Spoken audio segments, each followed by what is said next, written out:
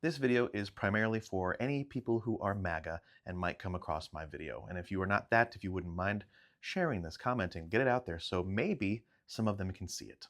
Donald Trump is admitting his guilt to you in real time, right before your eyes. But you just have to listen.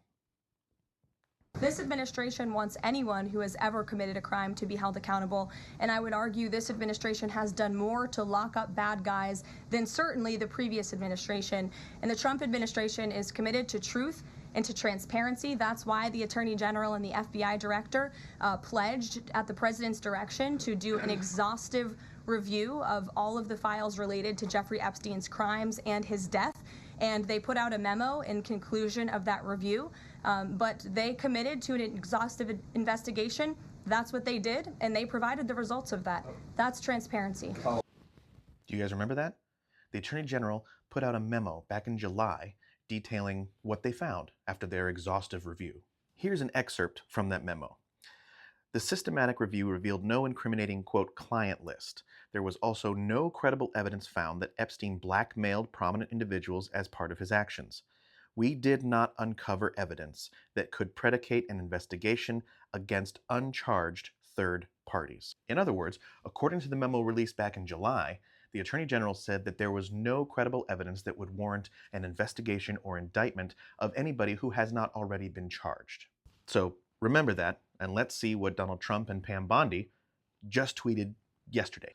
Trump put out on Truth Social that he wants an investigation into any and all Democrats linked to these files that may warrant investigating or an indictment. To which Pam Bondi says, yes, sir, right away, Mr. President, sir. We're going to assign SDNY U.S. Attorney Jay Clayton to it. One of the best. Well, now wait a minute. Were you lying in July when you said that the exhaustive review turned up no evidence that would warrant any investigation or indictments of third parties? Or will you be lying in the future when you say, yes, we've linked this person and this person and this person to these files, to this investigation, so we're going to investigate them and indict them on charges? Now you might be asking, how does this prove that Donald Trump is admitting his guilt? Because the only reason Donald Trump is asking for these new investigations on a case that the Attorney General and the FBI both said is case closed is so that these open investigations can give cover to the DOJ to say, I'm sorry, it doesn't really matter how the House and the Senate voted. We cannot release these documents because they're part of an ongoing investigation. He is admitting his guilt under the cover of justice, with every action that he takes to either delay or prevent altogether these files from getting out. Nobody who is innocent of something works this hard to prevent evidence that would supposedly clear their name from getting out.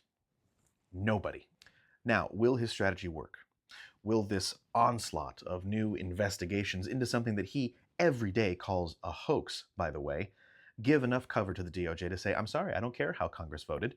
We don't release information, documents pertaining to ongoing investigations. We just don't. I don't know. It might work. We need overwhelming numbers in the House and in the Senate to vote in the affirmative for releasing these files, and that's where we come into play.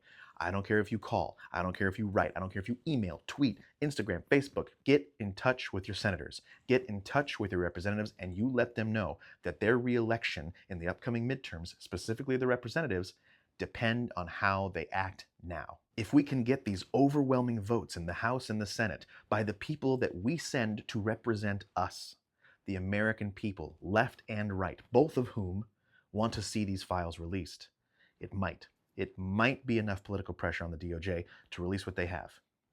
But I don't know. It might not. It might not be enough. But one thing I know for sure, if we do absolutely nothing, the least desirable outcome becomes the most likely.